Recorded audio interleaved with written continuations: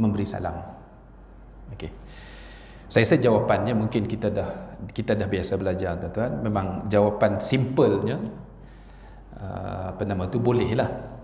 Tapi cuma kita nak lihat di sini, tuan-tuan, dari segi afdal. Dari segi afdal, maknanya kalau kita masuk dan bersama dengan kita ada orang yang belum solat, maka lebih afdal untuk kita buat jamaah yang baru. Tapi dengan syarat tadilah imam yang pertama, imam asal tu dah beri salam. Tapi kalau kita nak ikut, contohnya kita masuk tak ada siapa, ya, kita seorang saja, ada makmum yang masbuk, dia bangun sambung, jadi kita ikut dia, tak ada masalah, tak ada isu. Tapi kalau bersama dengan kita ada orang lain yang masih belum solat, lebih afdal. Kerana dalam bab ini, tuan-tuan, dalam bab solat jamaah ini ialah isu sah satu perkara, tapi isu afdalnya. Okey. Afdalnya ialah kita berjamaah dengan imam itu untuk satu tempoh yang semaksimum yang mungkin kita bersama-sama dengan imam. Maka itu adalah jamaah yang paling afdal. Jadi kan itulah, tuan-tuan, apa yang dibincangkan dalam fiqh tentang muwafiq dan masbuq. Muwafiq ini maksudnya apa, tuan-tuan? Selari. Jadi apa maksud muwafiq ini? Sebab kita ni, tuan-tuan, bila kita faham masbuq ni ialah orang yang ketinggalan rakaat. Tapi sebenarnya kalau kita pergi kepada perbahasan fuqaha, masbuq ini adalah orang yang ketinggalan rukun walaupun tidak ketinggalan rakaat. Jadi sebab itulah, tuan-tuan, kalau kita masuk bersama dengan imam, bila imam angkat takbir, seboleh-bolehnya kita cuba angkat takbir bersama dengan imam sebelum daripada imam baca Fatihah. Kerana apabila imam telah membaca Fatihah, dari segi maksud masbuq itu sudah ada pada diri kita. Sebab imam telah pun mendahului kita dengan satu rukun, iaitulah takbiratul ihram. Okey, maknanya dia dah takbiratul ihram dia dah masuk rukun kedua, iaitulah al-Fatihah. Tapi kita takbir pun belum lagi. Jadi maknanya nak cari, sebab itulah kita kata, tuan-tuan, ya, betul salat jamaah ini Nabi kata apa? Salatul jamaati afdalu min salatil fardhi ataupun salatil fardi bi 27, ya, 27 darjat. Tapi adakah semata-mata langkah kaki masuk dalam surau itu automatik dapat 27 darjat? Tidak. Maka sebab itulah, tuan-tuan, kita tengok tentang kitab mengenai hukum masbuq dan muwafiq ini, ulama bincang panjang. So di situ, maknanya di sini, tuan-tuan, sebab apa tadi yang kita kata boleh sah kita nak ikut imam yang yang dia pun masbuk, maksudnya lepas imam asal bagi salam dia pun bangun tambah lagi satu ataupun dua, kita ikut dia. Dari segi hukum tak ada masalah, tapi cuma dari segi afdaliyat tadi itu. Maknanya sebab tu kalau kita tengok orang Arab, tuan-tuan, dia tak akan ikut, ya, orang Arab kebiasaannya dia tak akan ikut imam yang sekiranya macam saya sebut tadilah, bersama dengan dia ada jemaah lain yang baru yang belum mula bersolat.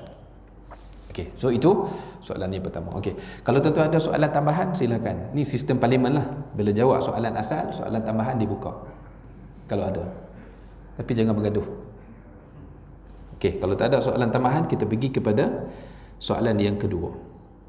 Jika makmum terlupa duduk tahiyat awal dan terus berdiri, ni mungkin untuk imam yang 3 silinder ni, tuan-tuan, ya. Imam slow, makmum ni proaktif, rakaat dia terus bangun. Adakah dia perlu duduk semula untuk mengikut imam ataupun tunggu sahaja imam bangun? Okey. So jawapannya di sini kalau kita tengok dalam kitab fiqh dibincangkan, ya, atau Imam Nawawi pun dalam Minhaj dia ada bincangkan, Minhaj dia tak bincang, tapi syarah kepada Minhaj itu ada bincang, ya. Khatib Syarbini ada bincang. Dia bangun tadi itu tengok keadaan. Maksudnya kalau dia bangun sudah melebihi separuh di antara keadaan duduk dan berdiri betul, maka dia terus bangun. Tapi dia terus bangun, dia tunggu imam lah, ya, dia tunggu imam.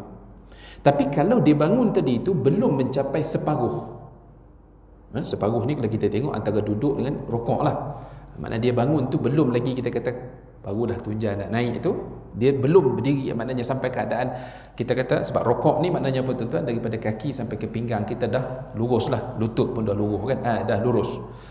Jadi maknanya kalau lutut masih belum lurus lagi untuk macam mana kita duduk dalam keadaan rokok tadi, maka kita boleh turun balik. Tapi kalau dah melebihi daripada separuh, tak boleh.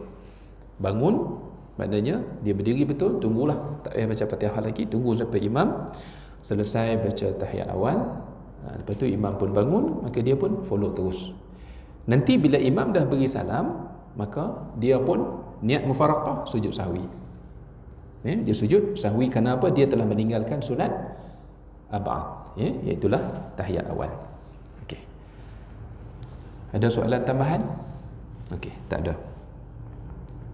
Senang kerja speaker macam ni. Okey, yang ketiga, bolehkah seorang muslimat yang istihadah menjadi imam kepada muslimat yang lain? Okey. Yang ni saya sempat tengok di kitab tadi, tuan-tuan. Saya petiklah dalam kitab Rawdatul Talibin dan juga kitab Minhaj, Imam Nawawi. Saya baca matan dia dalam bahasa Arab lah. Lepas tu sebab dia ada kait dengan untuk orang perempuan istihadah, tapi untuk orang lelaki pun ada isu juga, tuan-tuan ni, iaitulah dia panggil silisil baul. Orang yang orang dulu panggil istilah bese kan, mana kencing tak lawas ni, kencing apa yang berterusan. Okey.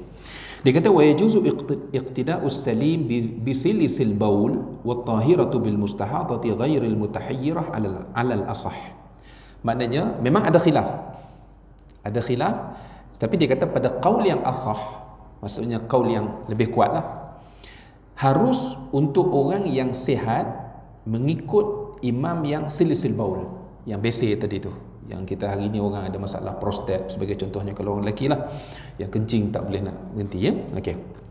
Dan begitu juga harus untuk at-tahirah, seorang perempuan yang suci, maknanya yang sihat, untuk mengikut seorang perempuan yang mustahadah.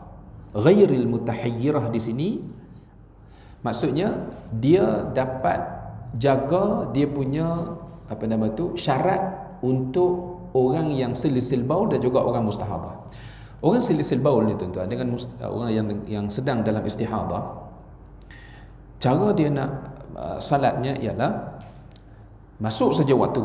Dia tak boleh sebelum waktu, tak boleh, tuan-tuan, maknanya masuk saja waktu, maka dia pun bersihkan diri dia. Maknanya kalau perempuan yang istihadah tadi, bersihkan darah dia. Kalau lelaki yang silisil baul tadi ni, tuan-tuan, maknanya bersih air kencing dia. Lepas tu dia pakai, tak kisahlah pampers ke apa ke, kalau orang lelaki ni pampers lah, tu orang dewasa pun ada pampers sekarang ni kan, mana dia pakai tu tutup. Lepas tu dia ambil uduk. Okey, dia ambil uduk macam biasa. Lepas tu dia boleh pergi bersolat. Tapi bila dia pakai pampers tadi tu, dia kena make sure lah, maksudnya air itu tidak akan meleleh kena di pakaian solat dia dan sebagainya. Macam perempuan kalau istihadah tu, maksudnya darah tu tak akan mengalir keluar lah, maksudnya dia ni. Dan bila dia ambil wuduk tadi, tuan-tuan, dia boleh gunakan wuduk tadi untuk satu solat fardu sahaja dan beberapa solat sunat. Beberapa solat sunat ni maksudnya qabliyah kalau ada, dan ba'diyah jika ada. Lepas tu sunat-sunat yang lain pun dia boleh, dengan wuduk itu tadi. Maknanya kalau dia dah buat dengan cara yang begitu, maka kalau dia jadi imam, orang yang sihat ikut dia, tak ada masalah. Tidak ada masalah. Dan dia kata sini, kama yajuzu qata'an biman istanja bil ahjar.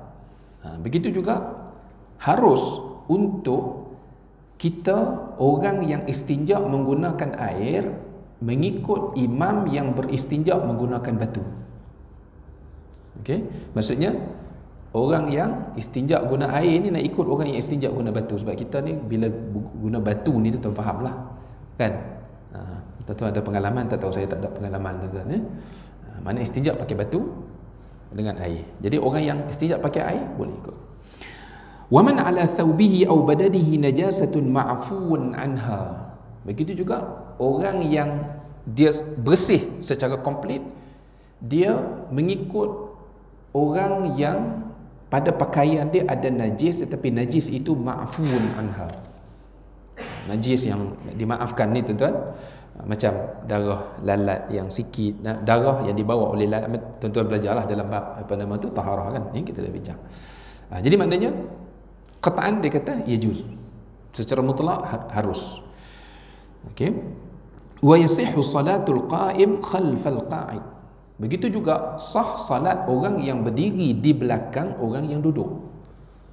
Jadi makmum makmum berdiri, imam duduk atas kursi. Boleh, tak ada isu. Tidak ada masalah.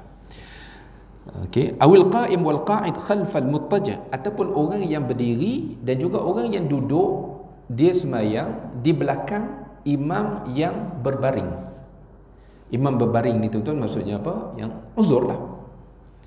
Kita pergi melawat tok guru kita contohnya sakit. Ya. Dia tak boleh bangun dah, duduk pun tak boleh, dia boleh baring. Jadi bila masuk waktu kita pun nak ambil berkat dia lah, ya, nak sembahyang jemaah dengan dia, kita nak suruh dia jadi imam. Kita berdiri, dia sembahyang dalam keadaan berbaring. Boleh. Ya, tidak ada masalah. Okey, lepas tu dalam minhaj disebut wal istihadatu hadathun daimun kasalasin fala tamna'u shaum was salah.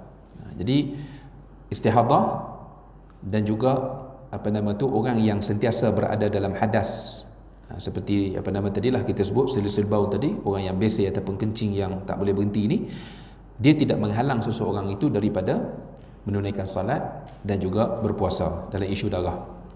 Fataghsilul mustahadatu farjaha wa ta'sibuhu.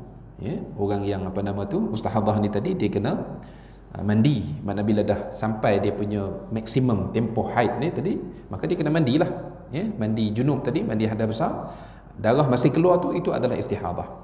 Jadi maksudnya bila setiap kali dia nak salat, maka dia basuh farjaha, kemaluan dia, wa ta'sibuhu, dan dia kena, tadilah kita kata pakai pampers ke ataupun pakai apa-apalah untuk mengelakkan darah tadi tu mengalir. Wa tatawadda'u waqtas salah, dia berwuduk apabila telah masuk waktu salat. Wa tubadiru biha falau akharat. Okey. Dan bila dia ambil wuduk tadi ni tuan-tuan, sama lelaki dengan perempuan pun sama, dia kena tubadir, dia mesti segera bersemayang. Ya, dia mesti segera bersemayang. Falau akharat li maslahatis salah, tapi kalau dia tangguh atas kepentingan untuk salat tadi itu, kasatrin, contohnya nak pergi cari pakaian, dia dah pakai pampers apa semua sekali, pakai seluar pendek, pergi duk cari jubah tak jumpa, kan? Cari almari ni tak ada, cari almari ni tak ada, naik atas pun tak ada, rupanya bini duk jemur di luar. Jadi dia tangguh ataupun dia lewatkan salat atas dasar keperluan. Kerana macam mana nak salat pakai seluar pendek? Jadi kerana nak mencari sesuatu atas dasar keperluan salat tadi itu, maka dia kata apa? Limaslahatis salah ataupun intizari jamaah. Dia nak datang sembahyang di surau, maksudnya dia dah ambil di masuk waktu tadi orang azan, dia dah ambil wuduk, dia bersihkan diri, ambil wuduk daripada rumah, datang sini tunggu yalah, of course kita akan tunggu berapa lama lah, contohnya macam kita 5 minit ke 15 minit ke dan sebagainya, ikut waktu. Jadi dia tangguh atas dasar kerana menunggu kedatangan jamaah tadi itu, maka dia kata lam yadur, maka tidak memudaratkan, maksudnya tidak menyebabkan dia perlu ambil wuduk yang baru dan membersihkan diri dia yang baru. Wa illa, tapi kalau dia sengaja ambil wuduk tuan-tuan, dah masuk maghrib, dia pun bersih-bersih apa semua sekali, ambil wuduk, pakai baju apa semua, pergi duduk layan drama Cinta 7 Hari ke apa tuan-tuan, lepas habis drama tu baru nak sembahyang. Yang tu tak boleh lah, sebab dia tangguh bukan untuk keperluan solat. Okey, alas sahih, pada qaul yang sahih memang tak boleh tangguh. Wa yajibul wudu'u likulli fardin, dan dia wajib berwuduk bagi setiap solat fardu. Jadi sebab tu kita sebut tadi, kita apa tuan-tuan, satu wuduk maknanya satu solat fardu dan beberapa solat sunat yang mengiringi. Wa kadza tajdidul isabati fil asah, dan begitu juga pada qaul yang asah, dia mesti, maknanya bila contohnya dia ambil tadi untuk waktu maghrib, habis saja, maknanya dia dah solat sunat ba'diyah maghrib dan beberapa sunat lain yang dia nak ni, bila masuk saja waktu isyak, maka dia kena ulang, repeat balik dia punya the same prosedur tadilah. Maksud dia kena buang dia punya pampers yang dia pakai tadi tu, bersihkan najis, pakai balik, ambil wuduk, barulah dia boleh pergi ke solat isyak. Okey, tuan-tuan, so itu tentang soalan yang ketiga. Ada soalan tambahan? Tak ada. Okey. Yang keempat, apakah boleh muslimat solat berjemaah sesama muslimat lain di masjid luar daripada waktu solat utama yang diimamkan oleh imam rasmi masjid ataupun surau tersebut, maka tuan-tuan jawapannya bolehlah, tak ada masalah. Orang lelaki pun bukan takat perempuan, orang lelaki pun dia nak buat jemaah asing dia selepas daripada selesai imam yang utama, tidak ada isu, ya. Sesama di luar daripada waktu salat. Okey. So saya rasa soalan ni tak ada masalah lah. Ya, dia yang tak bolehnya ialah dua kumpulan jamaah dengan dua imam yang berbeza pada waktu yang sama. Kecuali salatul safar itu berbezalah. Isunya macam sebab apa nama tu, ada kumpulan yang sembahyang tamam, ada kumpulan yang sembahyang qasar. Jadi grup yang qasar ni dia nak buat jemaah dia sendiri. Okeylah, tidak ada masalah. Tapi walau kita tengok kepada pendapat apa nama tu jumhur ataupun pendapat majoriti lah, bukan kata jumhur, majoriti mengatakan adalah lebih afdal satu jemaah sahaja. Jadi maksudnya yang sembahyang tamam ni dia ikut yang sembahyang qasar. Bila habis imam bagi salam, dia bangun, cukupkan, sempurnakan salat dia. Okey, yang kelima, fenomena yang berleluasa di kalangan muslimat ialah salat bersendirian di mana-mana tempat salat seluruh Malaysia jika bukan waktu utama. Adakah ini suatu yang dituntut oleh agama? Hak tuntut tu jawapan dia dah tahu dah lah tuan-tuan. Ya. Dan tuan-tuan, fenomena ni bukan muslimat, muslimin pun sama, 2 kali 5. Ya, 2 kali 5. Tuan-tuan nak tahu, pergi tengoklah di RNR, pergi tengok di Petronas. Dan hak ni pun saya tak tahulah macam apa nama tu. Yalah, kalau Ustaz Azhar Idrus dia kata apa? Kalau ada orang yang di offer gaji sebulan 1,000 dengan 27,000, hak mana dia nak pilih? Ustaz Azhar Idrus kata kalau pilih hak 1,000 tu memang dia gila lah. Tapi hak ni saya tak tahulah tuan-tuan, ya, sebab kita dah tahu salat jamaah itu adalah 27 kali lebih afdal daripada salat secara bersendirian. Tapi kita pun tak tahu kenapa jadi macam tu. Yalah tuan-tuan, kalau kita sendiri, maknanya kita cubalah. Tapi kadang-kadang ni tuan-tuan, kita ni takkan kita nak panggil sebenarnya apa nama tu. Yalah, kalau suasana tu mengizinkan, kita ajaklah. Tapi kadang kita duduk tunggu ni tuan-tuan, maksudnya fahamlah, tengok body language ni, maksudnya orang tengah duduk tunggu, tapi dia selambar pergi duduk seorang sebenarnya, kan? Jadi dalam isu ini tuan-tuan, masalah kesedaran lah. Betul yang saya kadang-kadang benda yang macam ni tuan-tuan, apa nama ni, dia berbalik kepada masyarakat kita ini dididik dengan begitu teliti dari segi prosedur salat, tetapi mungkin kita tak berapa bagi perhatian terhadap makna salat. Maksudnya kenapa kita salat. Jadi mungkin ada orang menganggap salat ni adalah satu kewajipan, dan akhirnya bila dia buat itu secara, kita katakan ni, dia anggap sebagai satu rutin. Hak penting aku sembahyang. Sebab golongan yang macam ni tentu kadang-kadang kita nak tegur pun kita takut dia jawab kat kita, ini pun mujur aku sembahyang, kan, dengan cara hak tu. Tak isu ini lagi tuan-tuan, isu yang masalah orang lelaki lah ni, perempuan kita tak pernah masuk sembahyang belah dia. Ni orang lelaki hak jenis sembahyang, dia sujud je tuan-tuan nampak krokodil, Beaufort, kita pun tutup mata tuan-tuan, sebab tak pergi nak pergi makan, takut tak lalu makan. Dan kalau hak elok tak apa, ni macam roti jala ni tuan-tuan, ya? Kita tengok pun Allah. Jadi satu persoalan yang menyebabkan kita terfikir, dia orang ni sembahyang kan apa? Ya? Sembahyang setakat nak mencukupkan rutin harian, ataupun sembahyang tu untuk Tuhan? Kita tak boleh jawab lah, ya? Dia kena jawab sendiri, ataupun masing-masing kena jawab sendirilah. Jadi sama juga dengan isu yang dibangkitkan di sini, ialah bila pergi ke satu tempat yang mana kita beramai-ramai nak sembahyang, tiba-tiba sembahyang masing-masing. Jadi kita nak kata, ialah adakah dituntut oleh agama? Memang, ialah agama tak pernah ajar macam tu, kita dah tahu dah. Tapi kenapa boleh berlaku macam tu, tuan-tuan? Kita kena tanya diri kita masing-masing lah. Dan kita lah, maknanya tuan-tuan kena cuba. Macam kita kadang-kadang kita masuk, maknanya bila tengok ni, kita makna dalam secara body language ke, ataupun secara apa nama tuan-tuan, secara ni kita ajaklah untuk nak berjemaah ni tadi. Okey, ada soalan nak tanya tuan-tuan? Okey, perkara ni. Okey, kalau tak ada, soalan yang ke-6, Oh, ni soalan ke-6 ni, saya kata soalan master ni tuan-tuan. Jika kita tahu Imam Mahdi telah muncul, apakah yang patut kita lakukan? Bagaimana kita nak tahu Imam Mahdi telah muncul? Apakah pandangan Ustaz tentang bilakah era Imam Mahdi akan muncul? 100 tahun lagi? Adakah mehnah politik dan kekuasaan yang berlaku di dunia sekarang ini tiada kena-mengena langsung dengan kedatangan Imam Mahdi dan Dajjal di akhir zaman? Apakah panduan umum tentang keperluan kepekaan umat Islam kepada isu politik dunia untuk persediaan kita apabila muncul Imam Mahdi?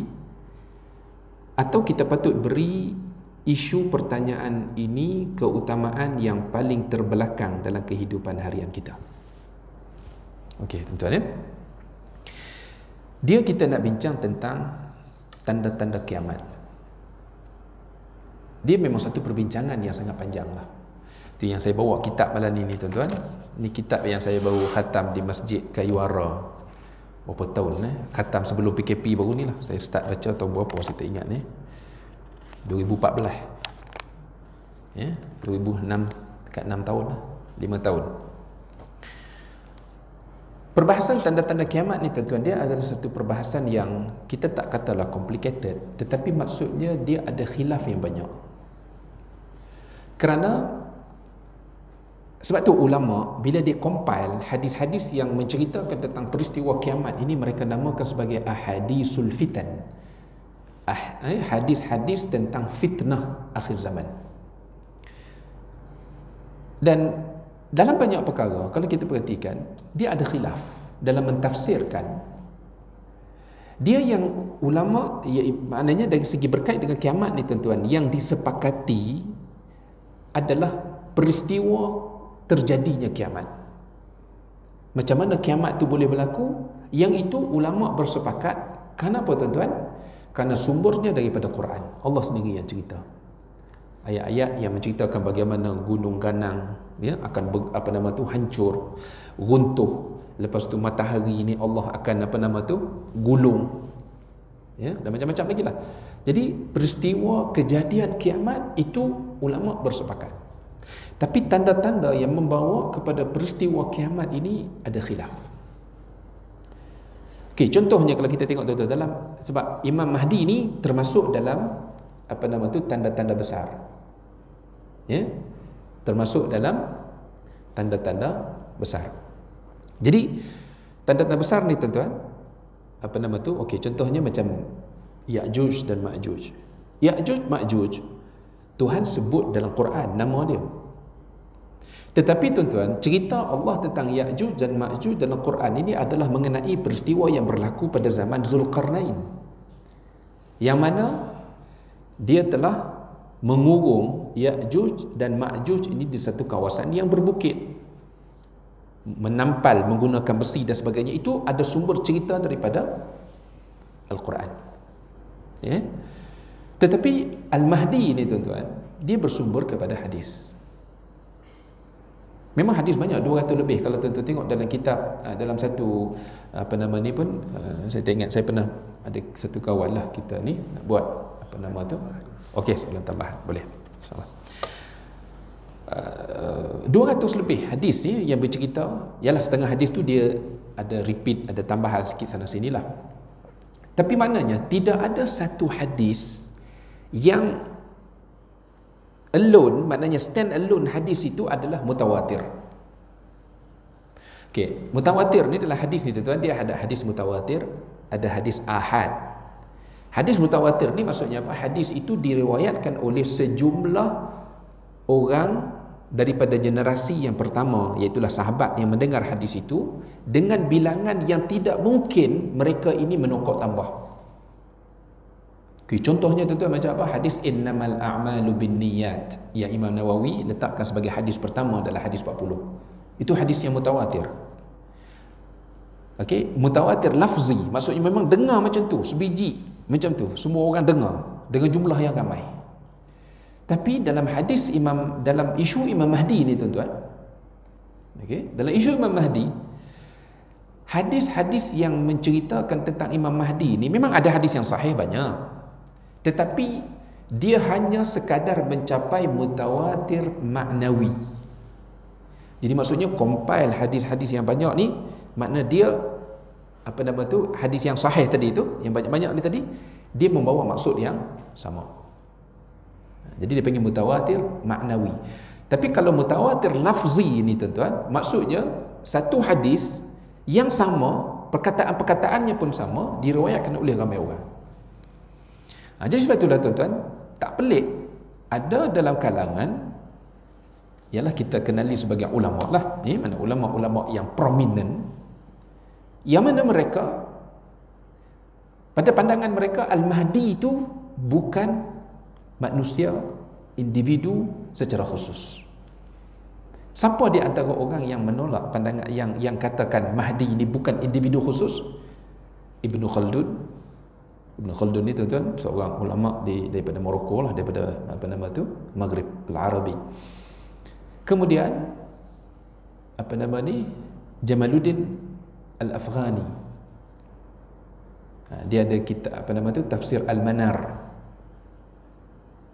Jadi maksudnya mereka ni dikenali sebagai golongan, maknanya kalau Al-Afghani ni dalam generasi dia panggil sebagai maknanya generasi yang cuba membawa islah dan sebagainya, macam itulah.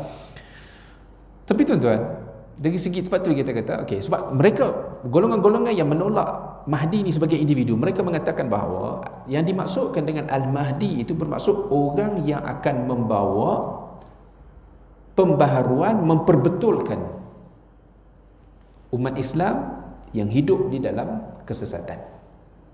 Okey, yang hidup dalam kesesatan. Tapi kalau kita tengok perbahasan, majoriti mengatakan dia individu khusus yang namanya Muhammad, yang dia kata, mana riwayat itu menyebut Nabi kata dia adalah daripada min itrati, daripada keturunan nasab aku dan sebagainya, namanya seperti nama aku, dan begitulah banyak lagi riwayat yang lain. Okey, jadi sebab itu apabila kita membincangkan tentang ahadisul fitan, kita punya matlamat sebenarnya, sebab ada sekelompok yang mana bila membincangkan ahadisul fitan ni, mereka cenderung untuk buat ramalan bila nak kiamat, tahun bila nak datangnya Mahdi, bila nak berlaku itu, bila nak berlaku yang ini. Padahal kalau kita tengok kecenderungan ulama silam, mereka menceritakan tentang peristiwa-peristiwa mengenai tanda-tanda kiamat ini, sama ada as-sughra ataupun al-kubra, kecil ataupun besar. Matlamat akhirnya tuan-tuan, dia membawa kepada apa? Persiapan kita. Itu yang lebih penting. Sebab itulah pernah berlaku dalam satu peristiwa tuan-tuan, ada satu orang lelaki Badui datang dalam satu majlis bersama dengan Nabi. Dia tanya kepada Nabi, mata sa'ah, bila kiamat nak berlaku? Nabi buat tak tahu, tak jawab soalan dia. Dia ulang sekali lagi, tak puas hati. Nabi tak jawab. Dia ulang kali yang ketiga, Nabi tak jawab. Nabi teruskan. Tapi bila selesai saja, dan orang ni pun bila dah 3 kali Nabi tak jawab ni, dia pun tahulah saya takut kena marah.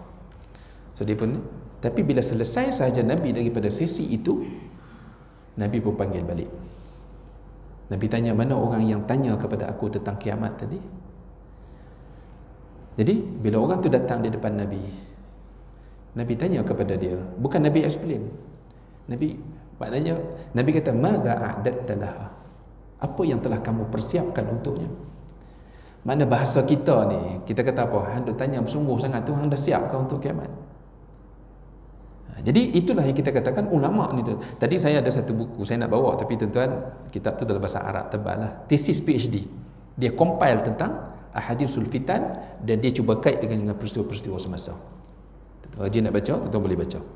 Tapi itulah tuan-tuan, maknanya kita dalam bincang tentang tanda-tanda kiamat, tentang Al-Mahdi, tentang Dajjal dan sebagainya, ya, kita perlu baca dan faham apa peranan Al-Mahdi, apa yang akan dilakukan oleh Dajjal dan sebagainya. Tetapi dia punya intention kitanya adalah apa tuan-tuan? Untuk mencari apa bekalan diri kita untuk menghadapi situasi itu sekiranya berlaku ketika mana kita masih hidup. Kan macam Al-Mahdi ni, kalau kita tengok tuan-tuan, dia akan pada waktu itu ketika mana umat berada dalam kesesatan, boleh dibezakan di dahi mereka tanda Ya, maknanya bila datang Al-Mahdi ni tuan-tuan, sebab apa? Sebab kalau kita tengok sebelum itu Dajjal datang ni tuan-tuan menawarkan kemewahan, kesenangan. Maknanya Dajjal ini memiliki satu kuasa yang luar biasa. Siapa yang ikut dia, dia boleh berikan kesenangan, dan siapa tak ada ikut dia tuan-tuan, dia boleh menyebabkan kemarau dan sebagainya.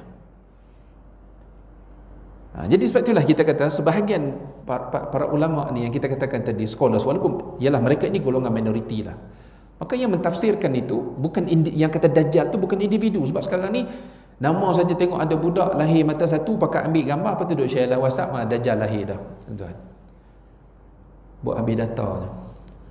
Ya? Jadi sekarang ni kita kena tahu bahawa di akhir zaman akan sampai satu situasi yang mana manusia akan mudah ditipu dengan kemewahan hidup. Jadi sebab itulah ada golongan-golongan ulama ni tuan-tuan, yang kita katakan tadi itu golongan yang cenderung untuk mentafsirkan dia lebih bersifat maknawi.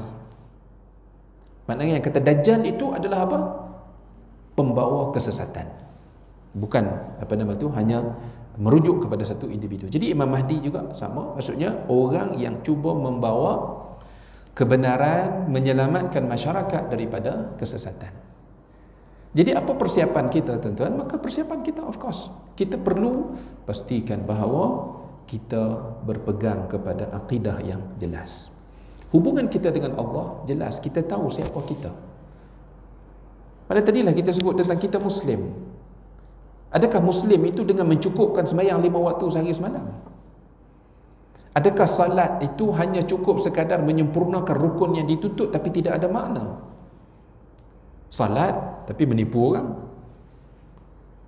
Ya, sebab sekarang ni tuan-tuan nak menipu orang, dia guna appearance agama. Ni sekarang ni baru-baru ni bising tuan-tuan apa? Skim pelaburan menggunakan agamawan sebagai poster untuk nak apa? Sebab ialah orang, image agama ni tuan-tuan memang menarik perhatian orang. Okey. So di situlah kita katakan tadi, maksudnya bila kita bercakap okey, kalau Al-Mahdi itu datang, apa yang kita patut buat? Jadi tadilah kita kata yang penting sekarang ni ialah kita berusaha untuk pastikan diri kita, pastikan orang yang di bawah tanggungan kita menjalankan tanggungjawab dan kewajipan sebagai seorang Muslim dan juga mukmin. Mesti diterjemahkan dalam hidup kita, secara praktikal. Okey. Jadi so di situlah maknanya bila datang apa yang kita nak buat dan sebagainya, saya katakan tadilah. Dari segi dia kata apa, patut beri isu ini sebagai yang paling belakang, maksudnya tidak perlu diutamakan. Iyalah tuan-tuan, isu di sini. Sebab tu Al-Mahdi ni tuan-tuan, maka ada pelbagai kelompok yang mendakwa dia sebagai Al-Mahdi. Kita pernah tengok dulu berlaku di Masjidil Haram, macam mana akhirnya membawa kepada tembak-menembak, bunuh-berbunuh. Lepas tu kita pun satu ketika di negara kita ada satu kumpulan yang mendakwa, ya, pemimpin mereka adalah Imam Mahdi. Lepas tu Syiah sebagai satu kelompok tuan-tuan, mereka konsisten, ya, mendakwa imam mereka yang ke-12 itu adalah Imam Mahdi. Sebab tu kalau kita pergi ke Samurra itu, dia sediakan satu kuda yang putih. Kerana apa? Dia kata kuda ni adalah kuda yang akan ditunggang oleh Imam Mahdi yang akan keluar daripada situ. Kuda tu pun mati beberapa kali dah, tuan-tuan, kena ganti sebab tak keluar-keluar lagi. Macam-macam lah, ada firqah, setiap kelompok, ya, mereka mendakwa ada Imam Mahdi mereka sendiri, ya, dari segi itulah. Jadi maknanya dalam isu sekarang, untuk diri kita kena belajar tuan-tuan, faham tentang agama, apa yang dikatakan Islam yang Allah tuntut kepada kita. Okey, lepas tu ahli keluarga kita didik untuk kita mengamalkan kehidupan kita ni as a Muslim, apa yang kita patut buat, ya. Dan pergolakan di dunia satu benda yang bukan semua kita nak boleh ubah tuan-tuan, tapi kita letakkan diri kita pada kedudukan. Maknanya kita alert, kita ambil tahu perkembangan yang berlaku dan apa tindakan yang kita boleh buat, ya. Maknanya kesedaran itu kena ada lah, ya, awareness. Terus saya kata tadi nak urai panjang tuan-tuan, ni soalan master ni kena jawab 3 jam satu soalan ni, ya. Jadi nak jawab dalam masa beberapa minit ni memang tak boleh. Okey, yang ketujuh, patutkah masjid dan surau memberi bantuan kepada saudara se-Islam kita yang mengalami masalah di tempat-tempat yang bergolak seluruh dunia seperti Palestin, Timur Tengah, Afghanistan, Nepal, Rohingya? Ataupun AJK dan ahli qaryah hanya perlu fikirkan program-program bersifat tempatan, adakah ini dikira jihad kita untuk menegakkan Islam? Okey. Tuan-tuan, Nabi sebut dalam satu hadis, al-muslimu lil muslim, apa nama tu, kal bunyani yashuddu ba'dahu ba'dah. Seorang muslim dengan muslim yang lain ni, mereka tu adalah seperti satu binaan. Binaan ni macam kita buat susun batu bata tu, tuan-tuan. Kata Nabi, yashuddu ba'dahu ba'dah. Mereka saling mengukuhkan di antara satu sama lain. Dalam satu riwayat yang lain pula, Nabi kata kal kamathalil jasadil wahid, seperti satu tubuh badan. Mesti seperti tubuh yang satu, idza ishtaka minhu udwun, sekiranya satu anggota tadi mengadu sakit, tada'alahu sairul jasad, maka anggota yang lain akan turut merasa sakit. Tuan-tuan, kita sakit gigi kecil je, tapi kaki ni nak bangun berjalan pun rasa alah. Sakit gigi, telinga bising bunyi kucing macam nak sepak. Tuan-tuan, jadi maknanya apa? Sakit satu sahaja anggota, seluruh akan memberikan respon. Maka begitulah juga realiti kehidupan kita. Maksudnya apabila ada dalam kalangan saudara-saudara seagama dengan kita yang berhadapan dengan masalah, maka wajar untuk kita membantu. Tetapi tuan-tuan, membantu itu dengan cara yang bagaimana? Sekadar kemampuan kita. Tak boleh kita, disebabkan ramai lagi tempat kita orang miskin, maka kita pun tak apalah, yang itu kita bagi orang dia. Tak, tuan-tuan, ni yang penting kita buat dengan kemampuan kita. Maka dalam bab inilah kita kena susun prioriti. Contohnya macam masjid dan surau, tuan-tuan. Maknanya kita nak bantu, okey, of course kita bertanggungjawab terhadap orang setempat dengan kita. Tapi adakah bermaksud bila kita hanya bertanggungjawab kepada orang setempat, kita abaikan? Tidak. Sebab memang betul dalam bab membantu ni, tuan-tuan, dia ada prioriti. Nabi kata wabda biman ta'ul, itu dalam bab infak. Mulakan dengan orang yang kamu tanggung nafkah dia. Sebab tu bila nak sedekah ni, tuan-tuan, sedekah kepada apa? Hatta zakat sendiri pun. Dulu kita pernah bincang lama, tuan-tuan, apa lupa dah kot. 5-6 tahun yang lepas kita pernah bincang dalam bab tu. Zakat. Maknanya kalau kita nak beri untuk zakat-zakat tertentu, kita utamakan kepada asnaf dalam kalangan ahli kaum qarabah kita. Mana termasuk dalam kaum kerabat yang dipanggil dzawil arham. Okey, tuan-tuan, dah masuk waktu. Kalau ikut saya kata tadi, kena berhentilah, tuan-tuan. Kita azan dulu kot, sekejap sempat habislah. Kita ada, tak silap saya, ada lagi tiga soalan macam itulah. Itu kita tangguh perjumpaan yang akan datang sekiranya dipanjangkan umur. Dan ni ada 2 soalan baru yang ni boleh jawab sebab jawapan dia ringkas saja. Okey, berbalik kepada tadi, tuan-tuan. Maknanya kita perlu utamakan orang yang di sekitar kita.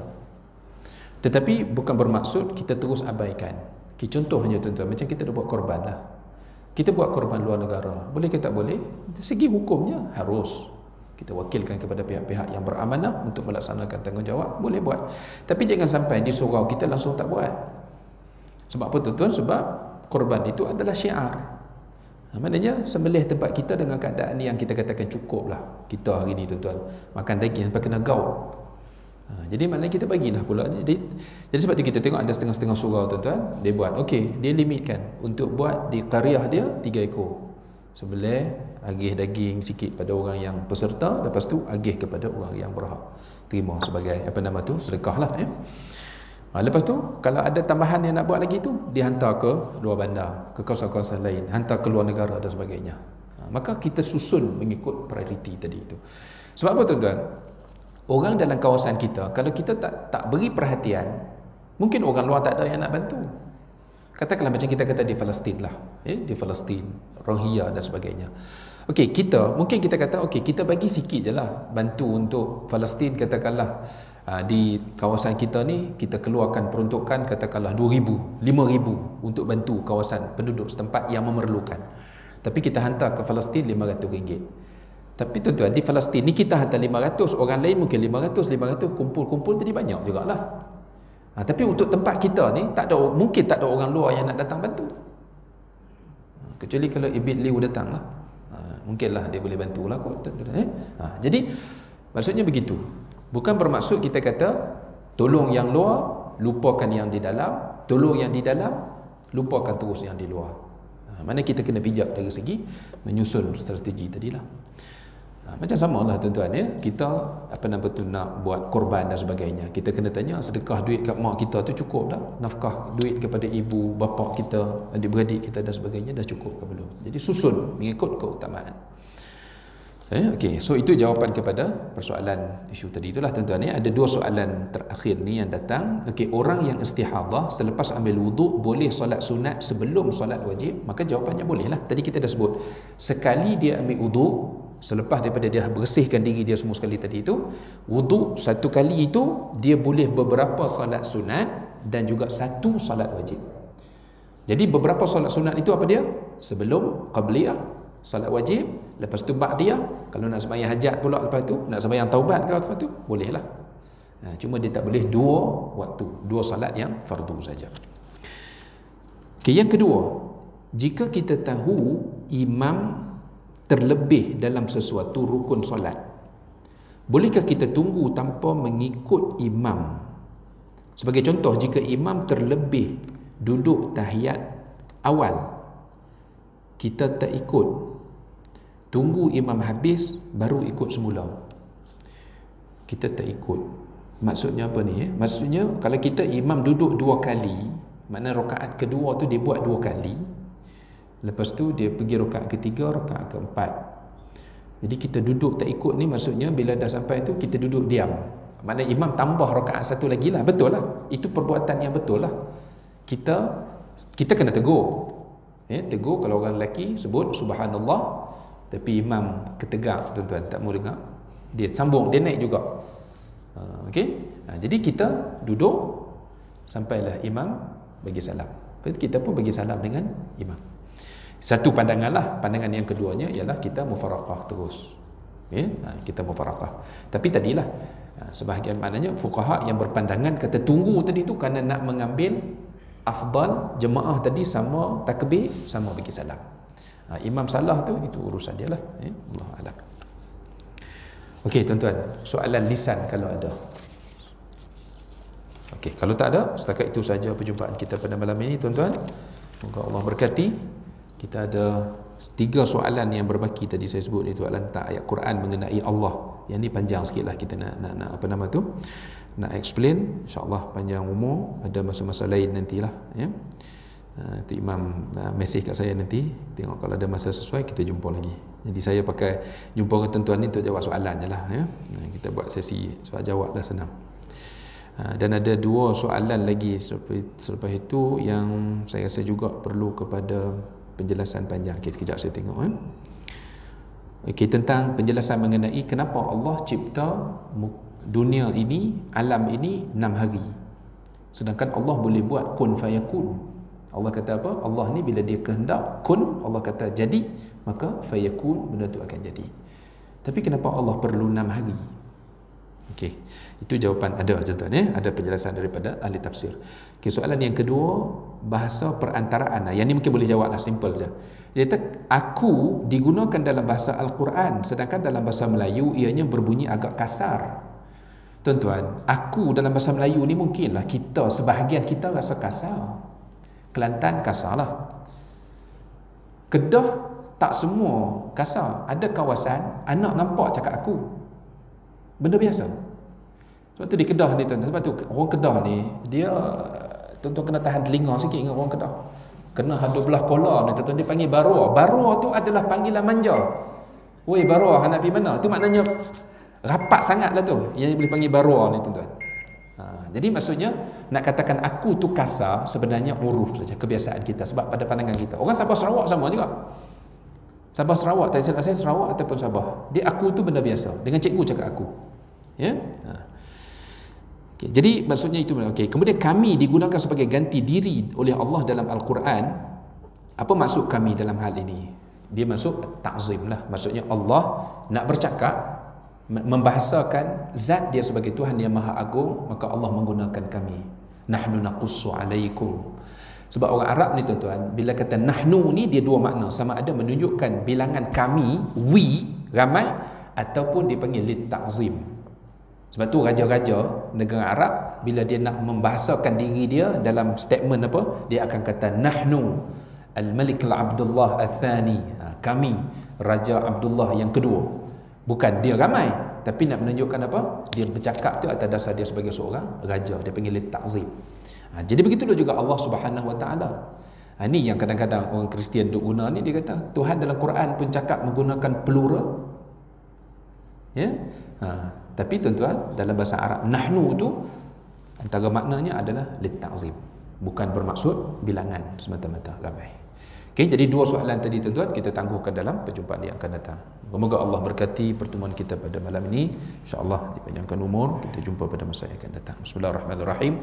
Alhamdulillahirabbil alamin wassalatu wassalamu ala sayyidil mursalin wa ala alihi wa ashabihi ajma'in. Allahumma anfa'na bima 'allamtana wa 'allimna bima yanfa'una. Allahumma inna na'udzubika min 'ilmin la yanfa' wa min qalbin la yakhsha' wa min